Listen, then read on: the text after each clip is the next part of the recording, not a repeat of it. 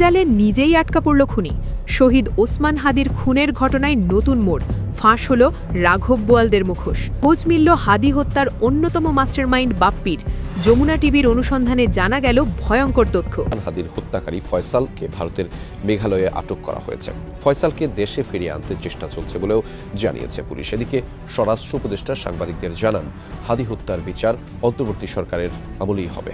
Shooter ফয়সালকে ভারতের মেঘালয়ে আটক করা হয়েছে। ডিএমপির মিডিয়া সেন্টারের এক ব্রিফিংয়ে এই তথ্য জানান অতিরিক্ত police commissioner S N. Mohammad Nazrul Islam. নির্বাচনী প্রক্রিয়ার মধ্যেও ডক্টর ইউনূস সরকার অসাধারণ ঘটনা ঘটাচ্ছে।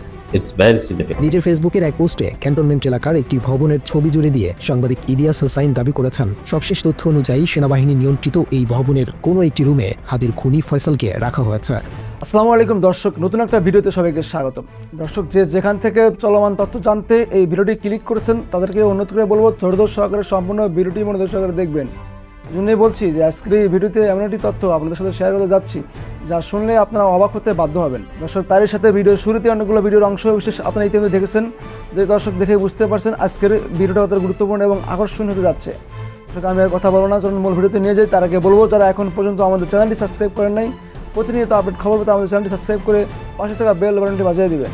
আর যারা ইতিমধ্যে সাবস্ক্রাইব করে দিয়েছেন তাদেরকে অসংখ্য ধন্যবাদ। দর্শক, চলুন একটি লাইক দিয়ে সম্পূর্ণ ভিডিওটি মনোযোগ সহকারে দেখে আসি। গুলিবিদ্ধ হওয়ার প্রায় এক মাস হলেও এখনও ধরাছোঁয়ার বাইরে মূল আসামি। এ নিয়ে লাগাতার কর্মসূচি পালন করছে ইনকিলাব মঞ্চ সহ বিভিন্ন রাজনৈতিক ও অরাজনৈতিক সংগঠনগুলো। এরই মধ্যে হাদির খুনি ফয়সাল করিম মাসুদ ভিডিও বার্তাও দিয়েছে। তবে ডিএমপি দাবি করেছে ফয়সাল পালিয়ে ভারতে অবস্থান করছে। নিজের ফেসবুকের এক পোস্টে ক্যান্টনমেন্ট এলাকার একটি ভবনের ছবি জুড়ে দিয়ে সাংবাদিক ইলিয়াস হোসাইন দাবি করেছেন, সবশেষ তথ্য অনুযায়ী সেনাবাহিনী নিয়ন্ত্রিত এই ভবনের কোনো একটি রুমে হাদির খুনি ফয়সালকে রাখা হয়েছে। তাকে নির্বিঘ্নে ভারতে পাঠানোর জন্যই কচুখেতিদেরকে দিয়ে আগেভাগেই প্রচার করা হচ্ছে ফয়সাল ভারতে চলে গেছে। তিনি জানান, ফয়সাল দেশে আছে, সেনাবাহিনীর হেফাজতে আছে। ডিবি পুলিশ ফয়সাল ভারতে চলে যাবার যে বক্তব্য দিয়েছে তা সঠিক নয়। চাপের মুখে ডিবিকে এই বক্তব্য দিতে বাধ্য করা হয়েছে। তিনি আরও লেখেন, সেনাবাহিনীর দেশপ্রেমিক অংশের পক্ষ থেকে অত্যন্ত জোরালোভাবে তাকে জানানো হয়েছে বিভ্রান্ত না হওয়ার। খুনি এখনও দেশে আছে। এমন সময় তিনি দেশবাসীকে বিভ্রান্ত না হওয়ার অনুরোধ জানিয়ে হাদি হত্যার বিচার দাবি করেন। প্রথমেই নজর দেওয়া যাক মাদকদ্রব্য নিয়ন্ত্রণ অধিদপ্তরের ইউটিউব চ্যানেলে টিভিসিতে 451 নামে একটি ভিডিও ছিল। এটি প্রথম আপলোড করা হয়েছিল গত বছরের 30 জানুয়ারি। এরপর রহস্যজনকভাবে আবার রি-আপলোড করা হয় 4 নভেম্বর এবং 25 সেপ্টেম্বর। ভিডিওতে দেখা যায় ফয়সাল করিম কেন্দ্রীয় চরিত্রে অভিনয় করছে, কিন্তু যেই মাত্র ফেসবুকে জানাজানি হলো যে এই তো আসলে শহীদ শরীফ ওসমান হাদির খুনি, ঠিক তখনই ডিএনসি কর্তৃপক্ষ প্যানিক মোডে চলে গেল। এরপর থেকে চ্যানেল ঢুকে দেখা যাচ্ছে সিরিয়ালে টিভিসি 3 আছে, এরপর টিভিসি 5 আছে, মাঝখানে টিভিসি 4ই গায়েব। প্রশ্ন হলো, ফয়সাল যদি শুধু একজন সাধারণ অভিনেতাই হতো তাহলে ভিডিও ডিলিট করার দরকার কি ছিল? ডিএনসি কি জানতো না যে তারা কাকে দিয়ে কাজ করাচ্ছে? এটি তড়িঘড়ি করে মুছে ফেলা কি প্রমাণ করে না যে ডাল মে কুছ কালা হ্যায়? এটা কি নিছক ভুল, নাকি খুনির সাথে ডিএনসির কোনো বড় কর্মকর্তার গোপন কানেকশন ঢাকতেই এই ডিজিটাল সার্জিক্যাল স্ট্রাইক, যেটা বলে চোরের মন পুলিশ? ভিডিও সরিয়ে তারা কার্যত স্বীকার করে নিল যে তারা অপরাধের সাথে জড়িত ছিল। শুধু অভিনয় নয়, কেঁচো খুঁড়তে গিয়ে এবার সাপ বেরিয়ে আসছে।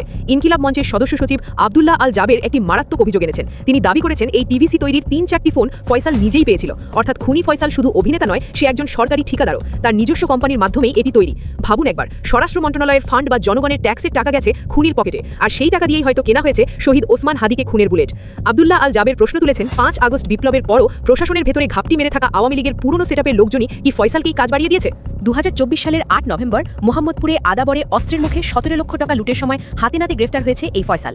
তো এরপরই দ্য ডিসেন্ট নামে একটি পোর্টাল, যারা আসলে ফ্যাক্ট চেক করে থাকে, তারা বলেছে যে ওসমান হাদি হত্যাকাণ্ডের মূল অভিযুক্ত ফয়সাল করিম মাসুদের বক্তব্য হিসেবে প্রচারিত একটি ভিডিওর বিষয়ে আমাদের কাছে অনেকে জানতে চেয়েছেন, এবং এই ভিডিওটি সম্পর্কে দ্য ডিসেন্টের পর্যবেক্ষণ নিচে তুলে ধরা হলো। প্রথমত, এই ভিডিওটি এআই জেনারেটেড নয়, মানে আর্টিফিশিয়াল ইন্টেলিজেন্স জেনারেটেড নয়, কারণ ভিডিওতে দৃশ্যমান ফয়সালের চেহারা, মুখভঙ্গি ইত্যাদি ফয়সাল করিমের বাস্তব চেহারা এবং মুখভঙ্গির সাথে পুরাপুরি সামঞ্জস্যপূর্ণ রয়েছে। এবং ভিডিওর ব্যাকগ্রাউন্ড নয়েজ যাচাই করে নিশ্চিত হওয়া গিয়েছে যে এই ভিডিওটি এআই জেনারেটেড নয়। অন্তত 4টা নির্ভরযোগ্য এআই যাচাই টুলে পরীক্ষা করার পর প্রতিটি টুলই ভিডিওটি এআই জেনারেটেড না বলে সিদ্ধান্ত দিয়েছে। এবং ভিডিওর একাধিক ফ্রেমে দেখা যায় যে ফয়সাল নির্দিষ্ট একটি মুখভঙ্গি করার সময় তার থুতনিতে থাকা দাড়ি অদৃশ্য হয়ে যাচ্ছে। এটা একটা প্রশ্ন। এখন দ্য ডিসেন্ট এর বিশ্লেষণ বলতেছে যে এটি মূলত ভিডিও রেকর্ড করার সময় ফিল্টার, এসব ফিল্টার অনেক সময় কিন্তু এআই প্রযুক্তি ব্যবহার করা হয়ে থাকে। তো এই ফিল্টারটা অন ছিল এবং এই অন থাকার প্রভাবই এটা হয়েছে। এবং এই দাড়ি অদৃশ্য হয়ে যাওয়া দৃশ্য এটা প্রমাণ করে না যে পুরো ভিডিওটি একটি এআই দ্বারা তৈরি কন্টেন্ট। এবং দ্বিতীয়ত, ভিডিওতে ফয়সাল দাবি করতেছেন যে তিনি বর্তমানে দুবাইতে আছেন। আসলে তিনি দুবাইতে আছেন কিনা তা শুধু এই ভিডিওর মাধ্যমে যাচাই করা সম্ভব নয়, এবং ফয়সাল নিজেও তার মুখের বক্তব্য ছাড়া দুবাইতে অবস্থানের কোনো প্রমাণ হাজির করেনি। তবে আমরা সোশ্যাল মিডিয়াতে দেখেছি যে ফয়সালের দুবাইয়ের যে একটা ভিসা ওখানে এটা শো করেছে। আমি জানি না এটা আসলে সত্য কি মিথ্যা। তৃতীয়ত, ফয়সাল ভিডিওতে অন্তত একটি মিথ্যা তথ্য দিয়েছেন। তা হলো তিনি বলেছেন যে হাদিকে হত্যার সময় ব্যবহৃত মোটর বাইকে তিনি ছিলেন না। তবে দ্য ডিসেন্ট আগেই বিশ্লেষণ করে প্রমাণ করেছে যে হাদিকে হত্যার সময় ব্যবহৃত বাইকে ফয়সাল করিম এবং তার সহযোগী আলমগীর শেখ ছিলেন এবং বাইকের পেছনে বসে গুল্লি বর্ষণকারী ব্যক্তি ফয়সাল করিম এবং বাইক চালক ছিলেন আলমগীর শেখ। এসব তথ্য পরে আইন শৃঙ্খলা বাহিনী তাদের তদন্তের মাধ্যমে নিশ্চিত হয়েছে এবং তা দেশের শীর্ষ গণমাধ্যমগুলোতে প্রচারিত হয়েছে। চতুর্থত, ফয়সাল অভিযোগ করেছেন যে ওসমান হাদি তাকে অর্থ মন্ত্রণালয় এবং খাদ্য মন্ত্রণালয়ের দুটি কাজ তদবিরের মাধ্যমে পাইয়ে দেওয়ার বিনিময়ে অগ্রিম 5 লাখ টাকা নিয়েছিলেন। মানে ওসমান হাদি 5 লাখ টাকা নিয়েছিলেন ফয়সাল করিমের কাছ থেকে। এখন হাদির মৃত্যুর পর এই ধরনের দাবি প্রমাণ বা অপ্রমাণ করা অসম্ভব। তবে হাদির ব্যাপারে তদবির বাণিজ্যের এমন অভিযোগ এর আগে কোথাও শোনা যায়নি। বরং অন্তর্বর্তীকালীন সরকারে থাকা ক্ষমতাধর বিভিন্ন ব্যক্তির অনিয়মের বিরুদ্ধে ওসমান হাদি সর্বদাই সোচ্চার ছিলেন এবং নিজে এই ধরনের অনিয়মের সাথে জড়িত থাকলে তার জীবদ্দশায় অভিযোগ ওঠা স্বাভাবিক ছিল। তো এই হচ্ছে দ্য ডিসেন্টের পুরোপুরি বিশ্লেষণ এই ওসমান হাদির হত্যার অভিযুক্ত ফয়সাল করিমের ভিডিওর ব্যাপারে। তবে দর্শক, আমি মনে করি যে এই যেই ফয়সাল তিনি ভারতে পালিয়ে গেলেন, আমি জানি না যদি সত্যি তিনি দুবাইতে থেকে থাকেন তাহলে আমি বলবো যে কোনো না কোনোভাবে এটা ভারত সরকারের সহযোগিতার মাধ্যমে হয়েছে এবং এই ফয়সাল করিম বাংলাদেশ পুলিশকে বিভ্রান্ত করার জন্যই মিথ্যা তথ্য দিচ্ছেন, বাট উনি ভারতেই আছেন। আবার অনেকে বলে যে না, আসলে তিনি দুবাইতে চলে গিয়েছেন। যদি তিনি দুবাইতে গিয়েই থাকেন তাহলে বলতে হবে যে ভারত সরকারের প্রত্যক্ষ সহযোগিতাই তিনি আসলে দুবাইতে যেতে সক্ষম হয়েছেন। এখন প্রশ্ন হচ্ছে যে দুবাই থেকে সরকার তাকে আনতে পারবে কিনা। আমি মনে করি আনতে পারবে না, কারণ আপনাদের খেয়াল আছে না যে আরাব খান যে বাংলাদেশে পুলিশ হত্যায় অভিযুক্ত, শেখ হাসিনার আমলে তার বিরুদ্ধে ইন্টারপোলের ওয়ারেন্ট জারি হয়েছে। আরাব খান কিন্তু রাজনীতি করে না, আওয়ামী লীগ না বিএনপিও না, এবং একটা পুলিশকে মেরে পুড়িয়ে হত্যা সরাসরি অভিযোগ তার বিরুদ্ধে সহযোগিতার। কিন্তু আরাব খানকে শেষ পর্যন্ত হাসিনা সরকার আনতে পারেনি, দুবাই থেকে আনতে পারেনি।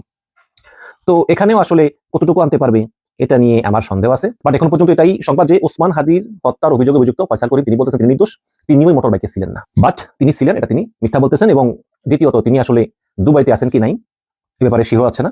আর তৃতীয়ত, তিনি বলতেছেন যে ওসমান হাদির কাছ থেকে টাকা নিয়েছেন তদবিরের জন্য 5 লাখ টাকা, এটা আসলে প্রমাণ করা সম্ভব না।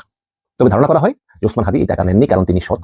এবং সর্বশেষ বলা যায় যে আসলে এই ভিডিওটা এআই জেনারেটেড না, কিন্তু ফিল্টার ব্যবহার করার কারণে এটা মনে হয় এআই জেনারেটেড, কিন্তু ভিডিওটা আসলে এই ওসমান হাদির হত্যার অভিযোগে অভিযুক্ত ফয়সাল করিমের নিজের ভিডিও, এবারে কোনো সন্দেহ নেই। ভালো থাকবে। শরীফ ওসমান হাদির ঘটনায় জনগণকে ভুল বুঝিয়ে ঘটনার একটা ভিন্ন রূপ, একটা মোড় দেওয়ার চেষ্টা করছে সরকার, কিন্তু জনগণ বুঝে গেছে যে আসলে ঘটনা কারা ঘটিয়েছে।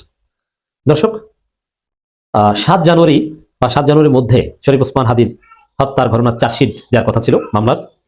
7 জানুয়ারির একদিন আগেই 6 জানুয়ারি চার্জশিট দেওয়া হয়েছে, দাখিল করা হয়েছে। কিন্তু যাদেরকে এখানে অভিযুক্ত হিসেবে দেখানো হয়েছে, বা এক কথায় আমরা যেটা বলেছি যে রহস্য উদ্ঘাটন হবে, সেই রহস্য হিসাবে যেটা দেখানো হচ্ছে, মজার বিষয়, জনগণকে বিশ্বাস করছে না, ওসমান হাদির পরিবারের কেউ এটা বিশ্বাস করছে না, ওসমান হাদির সংগঠন ইনকিলাব মঞ্চ এটা বিশ্বাস করছে না। এর মানে শরীফ ওসমান হাদির ঘটনায় সরকার কৃত্রিমভাবে জনগণকে সান্ত্বনা দেওয়ার চেষ্টা করছে, এই যে পেয়ে গেছে। কিন্তু ঘটনা এত সহজ নয়। দর্শক, আগে চার্জশিটটা একটু দেখি, তারপরে কারা ঘটিয়েছে, জনগণ কাদেরকে দায়ী মনে করে। আর সরকার যতই নাটক করার চেষ্টা করুক, জজমিয়া সাজানোর চেষ্টা করুক, এটা নতুন বাংলাদেশে এইসব জজমিয়া নাটক আর চলবে বলে মনে হচ্ছে না। হাদি হত্যা, ফয়সাল সহ 17 জনকে অভিযুক্ত করে চার্জশিট। এখন একটা ফলের আপনারা খোসা দেখতে পাচ্ছেন, এই চার্জশিটে যা দেখতে পাচ্ছেন ওটা খোসা, উপরের আবরণ, কিন্তু ভিতরের নিউক্লিয়াস যারাই ঘটনা ঘটিয়েছে, কাদের সাথে শত্রুতায়, এগুলোর কোনো কিছুই এখানে উদ্ঘাটিত হয়নি। রিয়ালিটি কি, পিপলস পারসেপশন কি, আমি আসছি সেদিকে। ইনকিলাব মঞ্চের আহ্বায়ক শরীফ বিন ওসমান হাদির হত্যাকাণ্ডের ঘটনায় ফয়সাল করিম, মাসুদ সহ 17 জনকে অভিযুক্ত করে আদালতে চার্জশিট দেওয়া হয়েছে। আমি ব্যক্তিগতভাবে এই চার্জশিটের প্রতি অনাস্থা জ্ঞাপন করছি। আমি বিশ্বাস করি যে মামলার বাদী যিনি বা ওসমান হাদির পরিবারের বা সংগঠনের যারা এই মামলার বাদীর সাথে রিলেটেড, তারা এই চার্জশিটের প্রতি অনাস্থা জ্ঞাপন করবেন। এখানে আসলে অপরাধীদের বাঁচিয়ে কিন্তু জজমিয়া অথবা যারা এক্সিকিউট করেছে, যারা টাকার বিনিময়ে ভাড়া খেটেছে, শুধু তাদেরকেই এখানে দেখানো হয়েছে, কিন্তু ঘটনার রহস্য এখানে উদ্ঘাটিত হয়নি। আমি ব্যক্তিগতভাবে এই চার্জশিটকে প্রত্যাখ্যান করছি এবং অনাস্থা জ্ঞাপন করছি। শরীফ ওসমান হাদির একজন বন্ধু হিসেবে আমি এটাকে বিশ্বাস করতে পারছি না। 6 জানুয়ারি মিন্টু রোডের মিডিয়া সেন্টার সংবাদ সম্মেলনে কথা জানান ডিএমপি ডিবি প্রধান মোহাম্মদ শফিকুল ইসলাম। দেখেন, এখানে একটা ইন্টারেস্টিং বিষয় যে এখন সরকার চাইবে তাদের ক্যাপাসিটির প্রমাণ দিতে, যে না, পরিস্থিতি শান্ত করতে চাইবে, এই যে আমরা পাচ্ছি। এই জন্য এই মুহূর্তে সরকারের এইসব নাটকও আমরা বিশ্বাস করতে চাই না। সরকার কি জন্য 7 তারিখের একদিন আগে 6 তারিখে চার্জশিট দিয়ে দিয়েছে, ওটা আমরা বুঝি, ওটা জনগণ বোঝে। তিনি বলেন তদন্তে আসামিদের বিরুদ্ধে অভিযোগ প্রমাণিত হয়েছে বলেই চার্জশিট দেওয়া হয়েছে।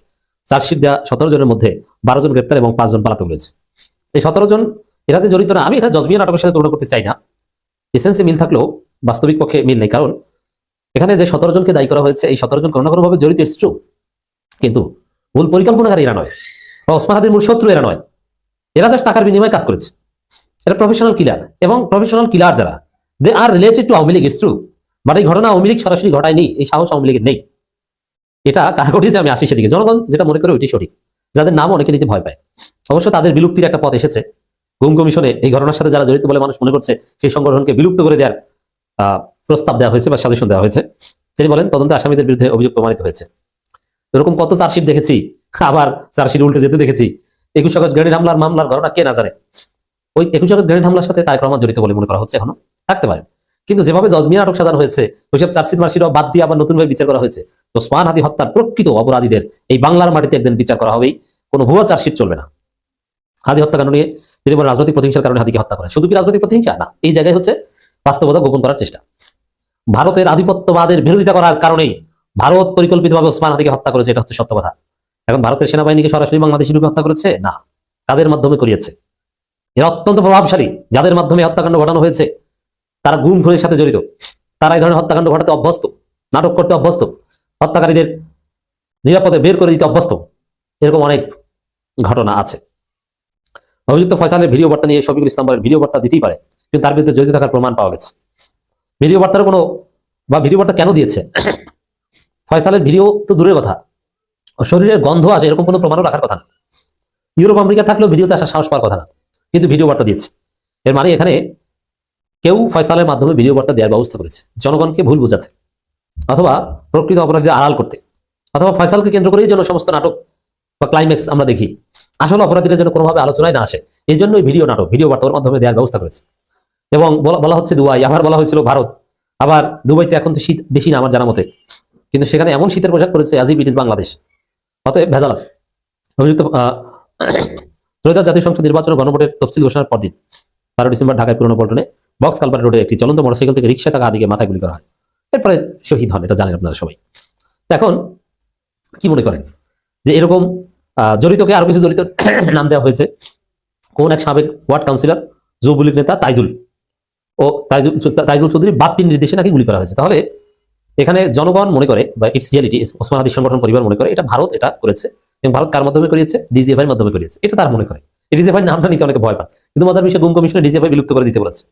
ডিজিএফআই এদেশের জনগণ একদিন বিলুপ্ত করে দেবে, এখানে অপরাধী সংগঠন থাকতে পারে না, আবার সেম নামে না, এসব কচুকাজ চলবে না। তো সেখানে একজন ওয়ার্ড কাউন্সিলর এবং যুবলীগ নেতাকে মূল মাস্টার মাইন্ড বানানো হয়েছে ওসমান হাদি হত্যা, এটা বিশ্বাসযোগ্য নয়, এটা অবিশ্বাস্য। অতএব এটা রহস্য উদ্ঘাটন হিসেবে জনমনে সারা জায়গায়নি, পরিস্থিতি শান্ত করার জন্যই এটা।